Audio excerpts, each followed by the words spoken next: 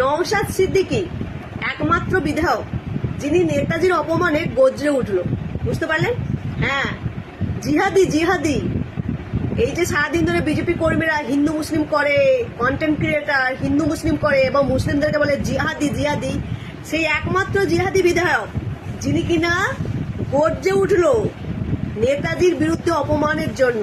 অথচ এতগুলো রাষ্ট্রবাদী, এতগুলো দেশপ্রেমী 90% বিজেপি বিধায়করা তারা মুখে কুলুপ পেতেছে, কারোর মুখে কোনো কথা নেই। শুধু কি তাই, বিজেপি সাংসদ অনন্ত মহারাজ যিনি কিনা নেতাজিকে দেশদ্রোহী বলেছে, ভাবা যায়।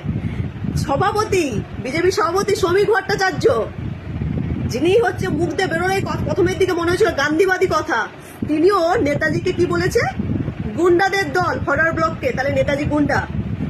সেই জিহাদি বিধায়ক, আমি বলিনি জিহাদি, ওরা বলে তাই বলছি। নওশাদ সিদ্দিকীর মতো ভালো মানুষ হতেই পারে না, খুবই ভালো মানুষ।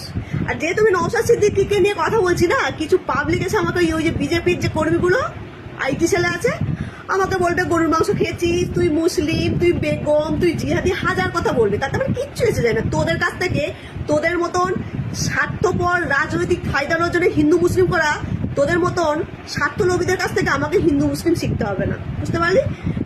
একমাত্র জিহাদি যিনি নেতাজি সুভাষচন্দ্র বসুর জন্য গর্জে উঠলো, আর তোরা মুখে কুলুপ করে রেখে দিয়েছিস, কুলুপ পেতে রেখে দিয়েছিস।